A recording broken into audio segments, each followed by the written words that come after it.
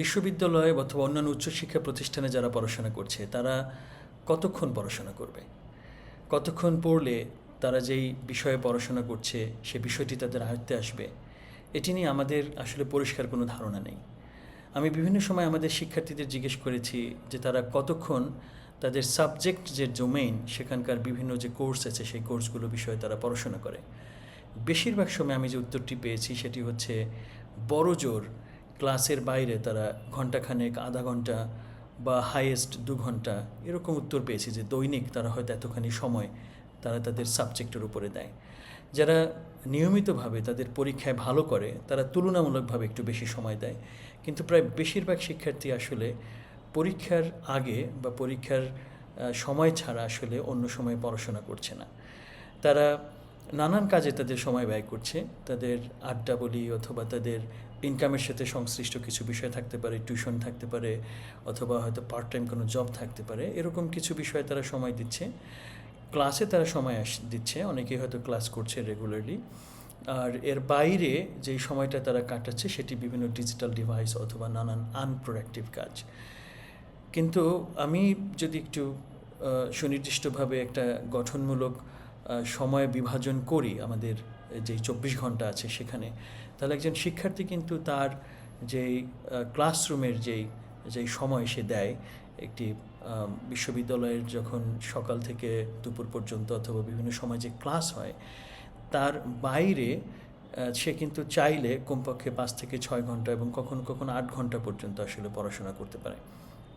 এবং এটাকে আমি ধরে নিই যে যখন সে ক্লাসে বা বিশ্ববিদ্যালয়ে অংশগ্রহণ করছে, শ্রেণীকক্ষে সে পাঠ নিচ্ছে, সেই সময়ের ফাঁকে ফাঁকেও কিন্তু তার পক্ষে এই বিষয় রিলেটেড বা বিষয় সম্পর্কিত নানান কিছু পড়াশোনা করা সম্ভব।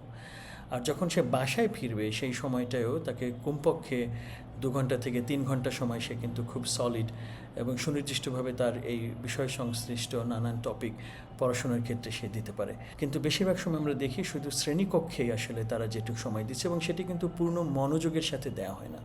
এর বাইরে তারা যেমন লাইব্রেরিতে গিয়ে পড়াশোনা খুব কম করছে, অথবা সে যদি ল্যাপটপ ব্যবহার করে অনলাইনে পড়াশোনা করে সেটাও কিন্তু সে তেমনভাবে করছে না। ফলে আমাদের যেই শিক্ষার্থীরা বিশ্ববিদ্যালয়গুলো থেকে বের হচ্ছে তাদের একটা বিরাট অংশ আসলে তাদের সাবজেক্ট সম্বন্ধে তেমন ভালো কিছু জানে না। একটি বিষয় এখানে আছে যে আমাদের অনেক শিক্ষার্থী তাদের পছন্দের সাবজেক্টে পড়াশোনা করছে না। আমাদের এমনভাবে এই বিশ্ববিদ্যালয় বা উচ্চশিক্ষার পদ্ধতিটি এখানে চলছে যেখানে একজন শিক্ষার্থীকে তার পছন্দের বাইরে যে কোনো একটা সাবজেক্টে ভর্তি হয়ে থাকতে হয়, তারপর সে তা অন্য কিছু কাজ করে। সে হয়তো চাকরির জন্য প্রস্তুতি নেয় অথবা সে ছাত্র অবস্থায় সে নানান ইনকাম করার কাজে যুক্ত হয়, কেউ কেউ ফুল টাইম পলিটিক্সে আসলে যুক্ত হয়। কিন্তু পড়াশোনার বিষয়টি তার একেবারেই প্রায়োরিটিতে থাকে না। তো যখন কেউ একজন তার পছন্দের সাবজেক্ট পায় না তখন হয়তো এটি ঘটা খুব স্বাভাবিক, কিন্তু এর মধ্যেও আমাদেরকে আসলে একটি পথ বের করতে হবে যেখানে একজন শিক্ষার্থী তার শ্রেণীকক্ষের বাইরেও একটি সুনির্দিষ্ট সময় ধরে তার সাবজেক্টের বিভিন্ন টপিক পড়াশোনা করবে। একটি খুব চমৎকার ইংরেজি মুভি আছে যেটি অনেকেই হয়তো দেখে থাকবেন, খুব পুরনো আমলের মুভিটির নাম হচ্ছে লাভ কামস সফটলি, অর্থাৎ ভালোবাসা ধীরে ধীরে আসে। এবং সেখানে দেখানো হয় যে একটি কাপল আসলে একজন আরেকজনের প্রতি কিছুটা অনুরক্ত হওয়ার চেষ্টা করছে একজন আরেকজনের প্রতি, কিন্তু বিষয়টি ঠিক দানা বাঁধছে না, কিন্তু একটি সুনির্দিষ্ট সময়ের পরে তাদের ভেতরে আসলে একটি শক্ত ভালোবাসা জন্ম নেয়। তো এই বিষয়টি কিন্তু আমাদের পড়াশোনার ক্ষেত্রেও সত্যি। একটি বিষয়ে আমি হয়তো অত বেশি পছন্দ করে আসি নাই, কিন্তু আমি যদি বিষয়টার ভিতরে ঢোকার চেষ্টা করি, আমি যদি বিষয়টি একটু গভীর মনোযোগ দিয়ে পড়ি এবং বিষয়ের যে বিভিন্ন ডাইমেনশন আছে, বিভিন্ন টপিক আছে, সেগুলোতে যদি আমি মনোযোগ দেই তাহলে কিছু না কিছু আছে যেটা আমি প্রচণ্ডভাবে হয়তো ভালোবাসতে পারবো অথবা অনেক পছন্দ করতে পারবো। কিন্তু আমি যদি সাবজেক্টের ভিতরে না ঢুকি, আমি যদি এর কোনো বিষয়ে আমি আসলে ভালো করে এক্সপ্লোর না করি, তাহলে কিন্তু কখনোই এর প্রতি ভালোবাসা জন্মানোর কোনো সম্ভাবনাই তৈরি হবে না। সুতরাং এখানে একটি গুরুত্বপূর্ণ বিষয় আছে, যদিও আমার অপছন্দ ঠিক না বলি, যদিও হয়তো একেবারে পছন্দের তালিকায় ছিল না, কিন্তু আমি কোনো একটা সাবজেক্টে ভর্তি হয়ে গিয়েছি, সেই সাবজেক্টটিতেও আমি যদি একটু মনোযোগ দেই এবং সাবজেক্টের যে বিভিন্ন ডাইমেনশন আছে, টপিক আছে, সেগুলোকে এক্সপ্লোর করি, তাহলে কিন্তু সাবজেক্টের প্রতি আমার ভালোবাসা জন্মাতে পারে এবং তখন হয়তো আমার পক্ষে বেশি সময় দেওয়াটা আরও বেশি সহজ।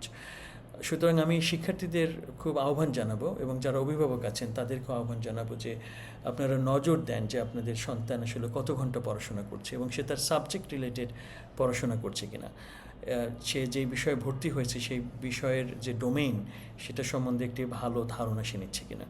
যখন এই ডোমেইন নলেজটা অনেক ভালো হবে তখন কিন্তু এর সাথে সংশ্লিষ্ট যেসব পেশা আছে সেখানেও সে সম্পৃক্ত হওয়ার সুযোগ পাবে, অথবা সে ওই পেশায় অথবা ওই ডোমেইনে সে নতুন কোনো জব ক্রিয়েট করতে পারবে, নতুন কোনো সার্ভিস অথবা নতুন কোনো প্রোডাক্ট সে যোগ করতে পারবে।